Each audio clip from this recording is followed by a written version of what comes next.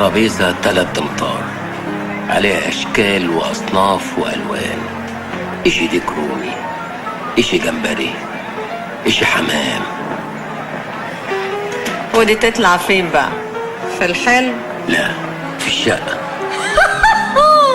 مش انا عيد ميلادي النهارده؟ لا يا شيخ، وشرفي يحز في نفسي ان انا احتفل بيه لوحدي واطفي التورته لوحدي. يرضيكي؟ كفايه كده قطعت قلبي، اصل انا دمعتي قريبه. والشقة قريبة. خلص. نظامك ايه؟ النظام اللي انت ماشية بيه. 500 جنيه. كام؟ 500 جنيه. وانا بقالي كتير كده بره مصر، ده الدنيا ولعت. انا اخر مرة سبت مصر كانوا 5 جنيه. ها، هتخلص ولا تحل عني؟ بس انا معيش فلوس مصري. تاخدي دراهم؟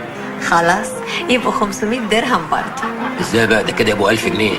الله، مر يا حبيبي، مش النهارده عيد ميلادك؟ ما تبقيش حراقة وكده. وانا طياري، انا زبون مستهلك. ما تعملي لي ابونيه وادفع لي كل 3 اشهر. يلا يا قمر.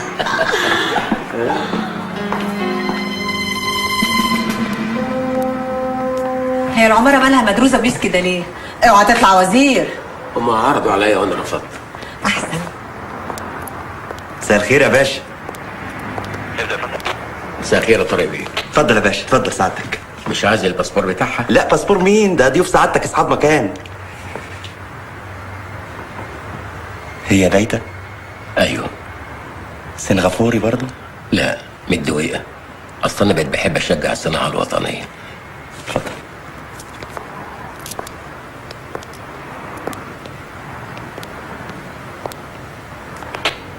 انا عايز اتنقل شرطة الاداب يا باشا.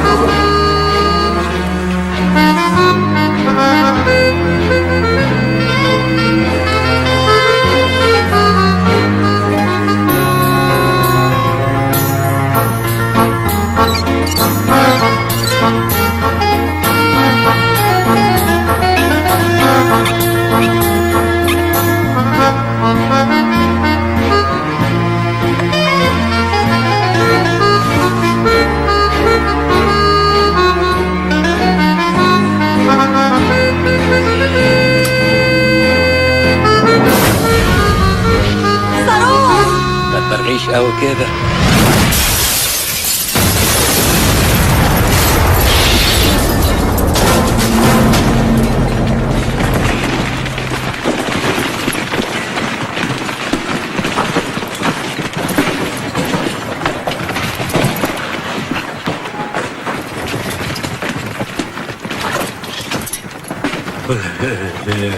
ليه؟ هو في ايه يعني؟ مين دي؟ عمليات ايه الاخبار عنك؟ صاروخ انضرب على السفاره وجه غلط في شقه شريف بيه يا فندم. لا هو حالته كويسه جدا، جامد قوي ومتين قوي. هو عمل فتحه في الجدار قطرها 1.25 متر يا فندم. عملها ازاي ده؟ لا مش شريف بيه، ده الصاروخ سعادتك. سفارة ايه؟ السفاره الاسرائيليه. لو انت ساكن جنب السفارة الإسرائيلية؟ وما قلتليش ليه انك ساكن جنب السفارة الإسرائيلية يا كلب يا عميل؟ أنا جيبي جنب السفارة الإسرائيلية يا عديم الإحساس يا واطي. أنت مش مكسوف من نفسك؟ خد امسك فلوسك أهي. أنت ما تستاهلش إنك تكون مصري من أساسه. ربنا ينتقم منك يا خايف. حسبي الله ونعم الوكيل. حسبي الله ونعم